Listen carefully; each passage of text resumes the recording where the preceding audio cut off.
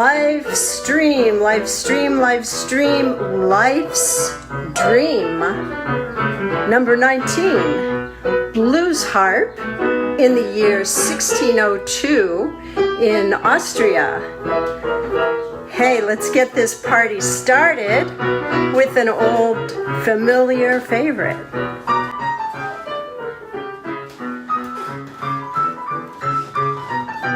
Good morning, Cork.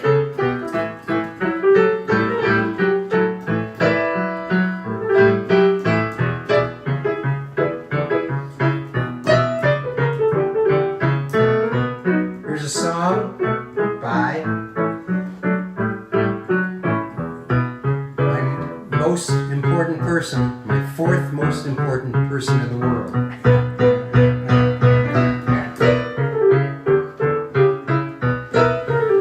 Schwall.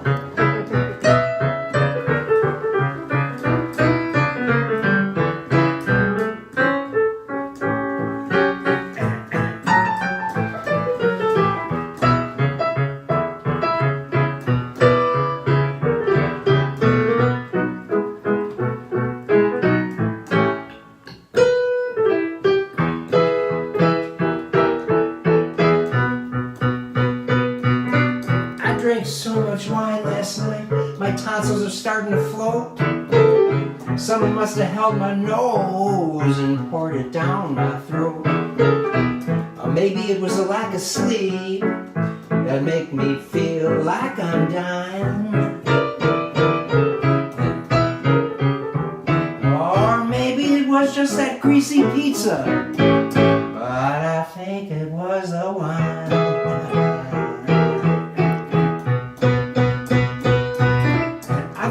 Pacifist. I've been known to run from a fight. I never hit anyone in the head with a 2x4 until last night.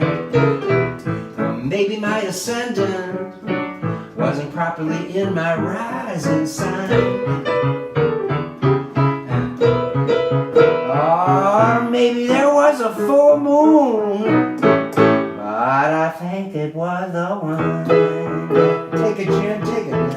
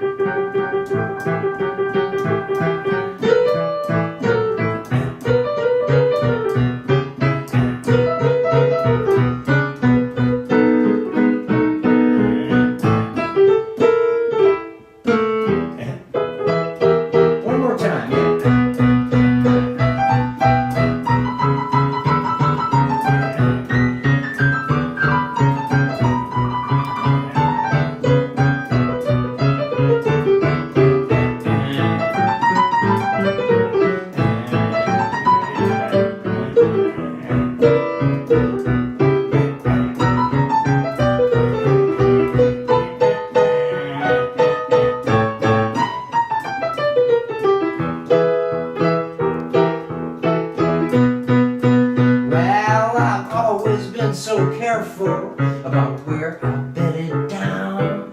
Last night I thought I scored an angel, but I woke up with a circus clown. It might have been love, sweet love, that made me so blind. Or maybe it was just plain old lust, but I think it was the one.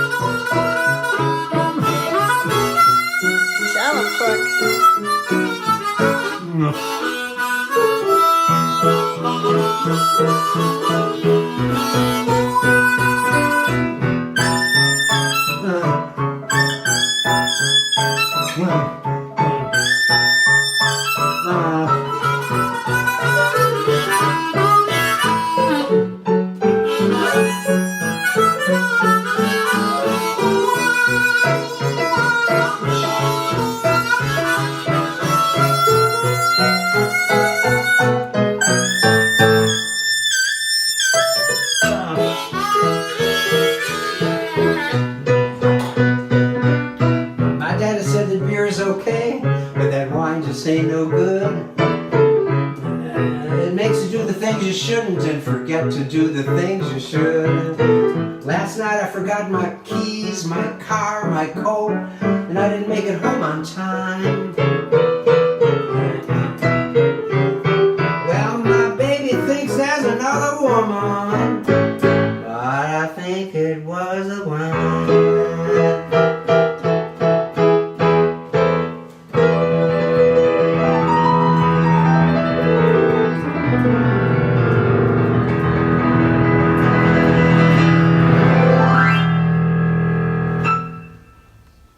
Okay. No. Jim Schwall. Hey, Jim. Beautiful. Hi, Jim. Okay, story time. Uh-huh. This one's amazing. Of course, I say that every time, don't I? Oh, good. There's some water here. And it was just exactly this time last year. Last year, That was 2020, so last year meant 2019. May of 2019. Yep. 18. Hard to believe. 19. Okay. Good. Oh, story time. Come sit down. Come sit down. Join me.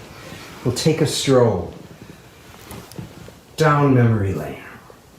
So the story, as you know, is about blues harmonica in Austria in the year 1602. 1602. But first, here's some background. I got to go through some background so you understand the whole vibe of the story. So in the last stream, as you may remember, I illustrated how the juxtaposition of blues and classical, how it works, and how it's not really crossover. It's not just a blues guy playing classical or classical people playing blues.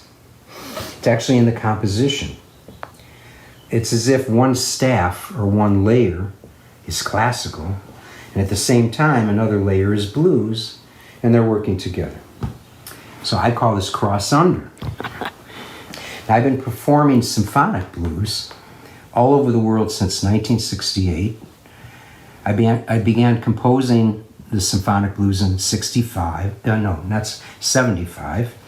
And my first commissions were with the San Francisco Symphony, the Grand Park Symphony, and the National Symphony at a Kennedy Center performance.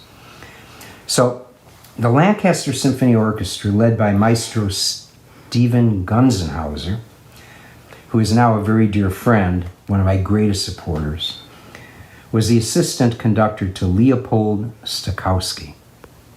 So we're not messing around here. So he had a series in Lancaster called Only in Lancaster. If a work had already been performed anywhere in Pennsylvania, they wouldn't do it. That was the rule. They were strict about it, and that was it. However, when I played street music with William Russo, they wanted me back, but I didn't have any more material that they were interested in doing. So they had me back to play street music again. That was a great honor for them to break the rule for me. So he asked me, please compose some music so we could have you back again. And writing a symphony for me, though I've done it a few times, it's just way too much work for a little blues guy. Okay, so It takes about a year. it takes, like at least 9 months. So I said no, and then every year he asked me again, and I said no. And one year he said, I already have you scheduled for your premiere of your new piece It's going to be August of 2007. And so I went ahead and I wrote the piece, and the piece was very, very successful. I performed it all over the world. And I'm going to give you a little taste of it, about 3 minutes, of one of the movements from Symphonic Blues number 6.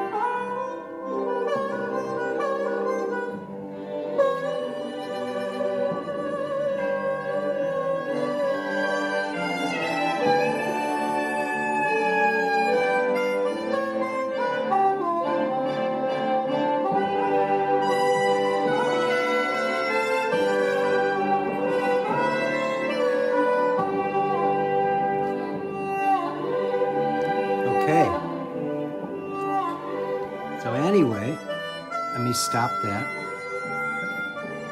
You can look at me. Here I am. Okay, so that was a little example of that. And so Gunzenhauer asked me to write another piece. And he said, no one else in the world is writing music like this, and if you don't do it, no one's going to do it. So after a few years of him asking me, where's my score? Stephen said, I have your premiere scheduled for 2017 for Symphonic Blues number 7.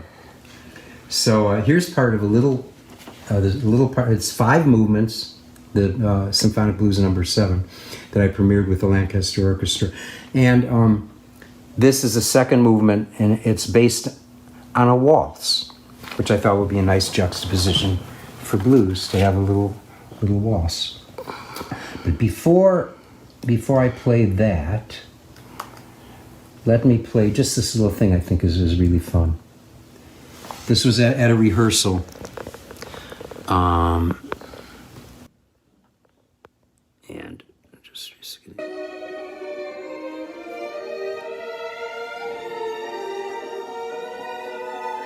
Is that the librarian? She's the executive director. Yeah. So those are some antics there. So here's the actual waltz. I'm just going to play a little of it. You ready, guys?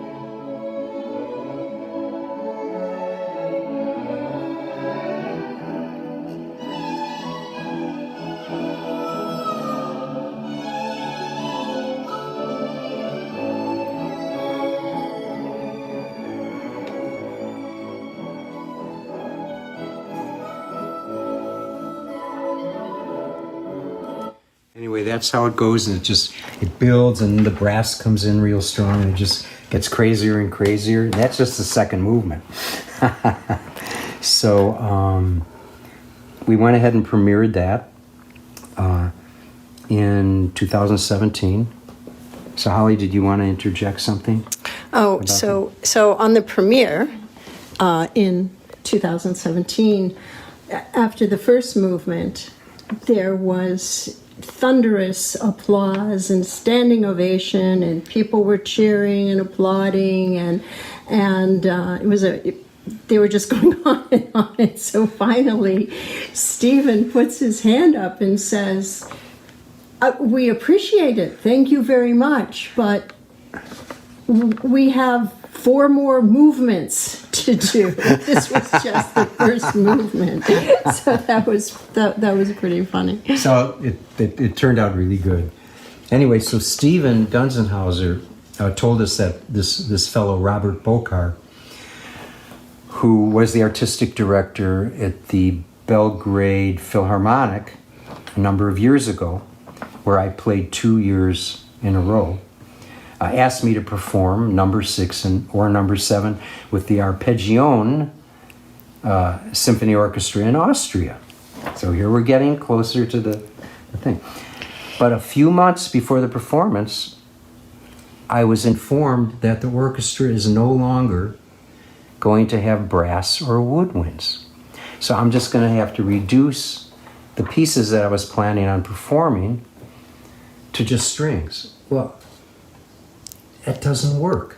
When I do an orchestration, the melodies and everything are created because I'm using a trumpet, or so you can't just do it. So I just had to rewrite everything. It took me all the time to do that. And then I was told that this orchestra is purely, it's Austria. It's purely classical. And the audience is really expecting classical music. In fact, if it's not early classical music, it's risque. So they said I should really, when I bring these pieces, I should keep it as mellow as possible and not do the quirky antics. Okay. So they really tried to scare me and make me nervous. But I just do my job. And that's what I do, and it seems to work out really good. But everyone was really nervous about it. So let me take you over. We're going to take you on a trip to Austria now. Oh, yes. The pirouette. Okay, so let's see if this works. Come on. So there we are. That's looking out our hotel room, right, Holly, in Austria. Right. That's the front window, and there's the back window. And I don't know as if you can see, Heidi and grandfather might be in there. yeah, Heidi and grandfather are there. See right there. Okay. So then, this was scary. This was entering the performance venue, which was a palace. It looked like Dracula's castle. Yeah, and Hohenem, how do you pronounce that, Holly? Hohenem. Okay, good luck. Okay, so then here's me entering the courtyard. They really tried to scare me, as you can see. And then here's the courtyard.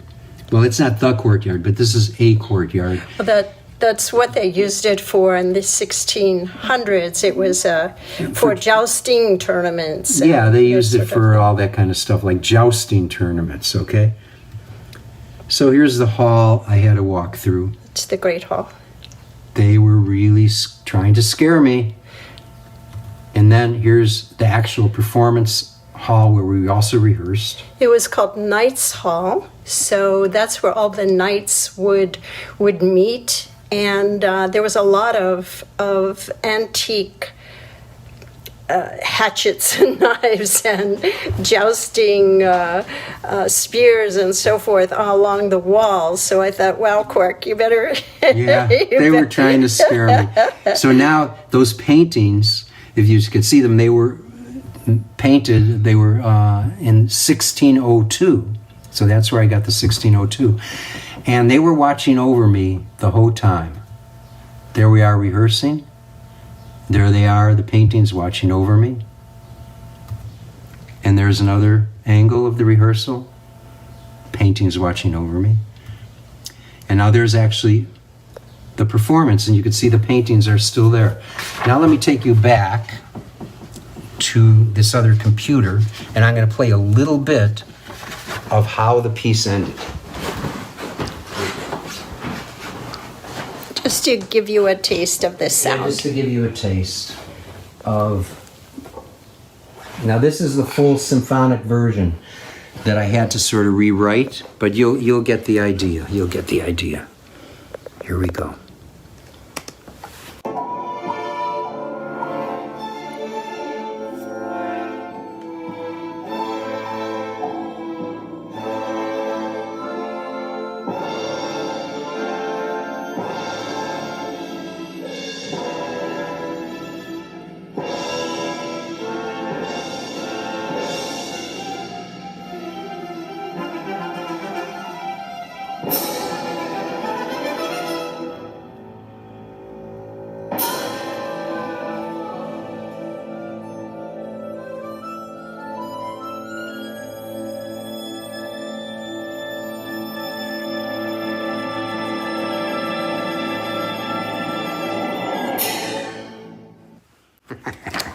So they didn't scare me.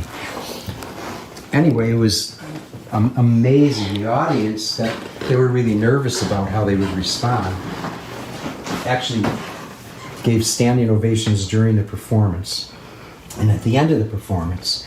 So when we were finished, I told the audience, stay in your seats, I have something to show you.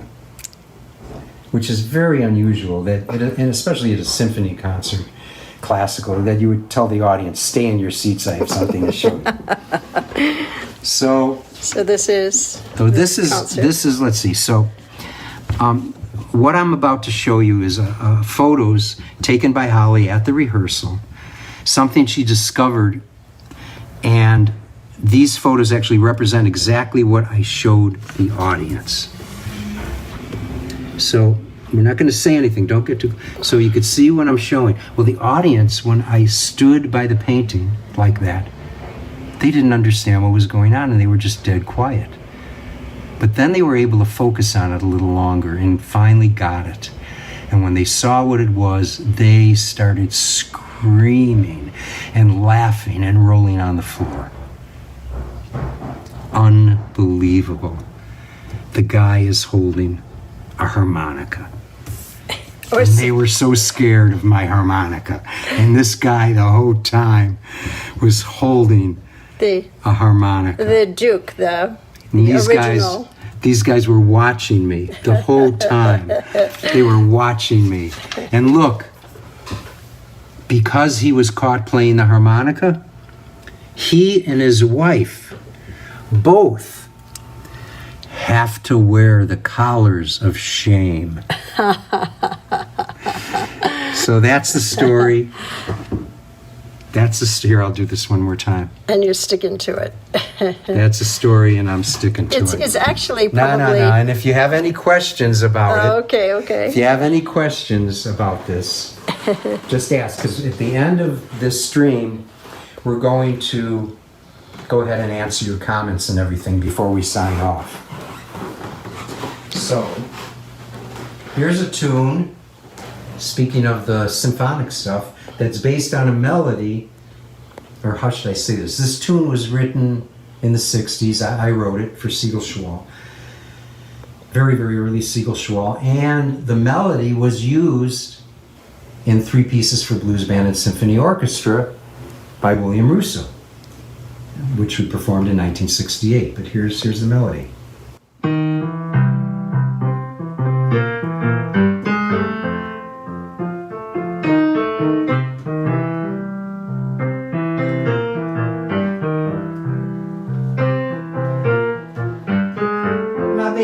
I don't love her.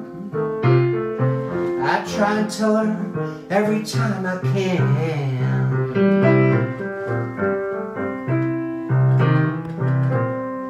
When I wake up in the morning, I tell her I'm her lover man.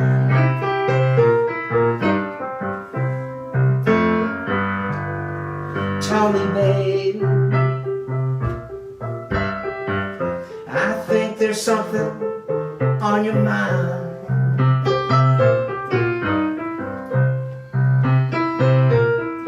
Tell me, babe, I think there's something on your mind.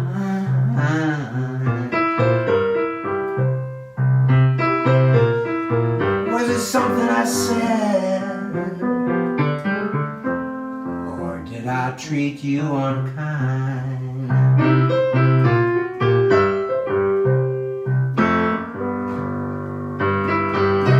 Those other women,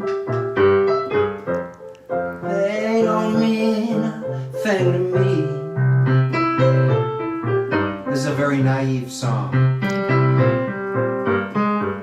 Those other women, they don't mean a thing to me.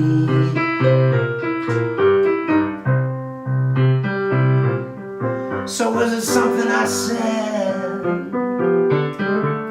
or did I treat you mean?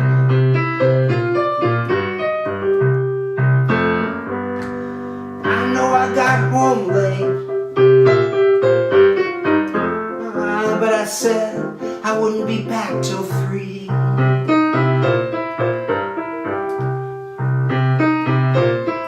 I know I got home late, but I said I wouldn't be back till 3. I know there's something on your mind, oh my baby.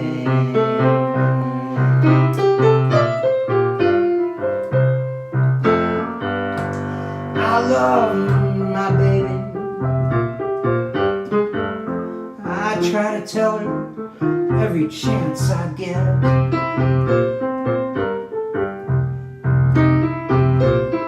I love my baby. I try and tell her every chance I get.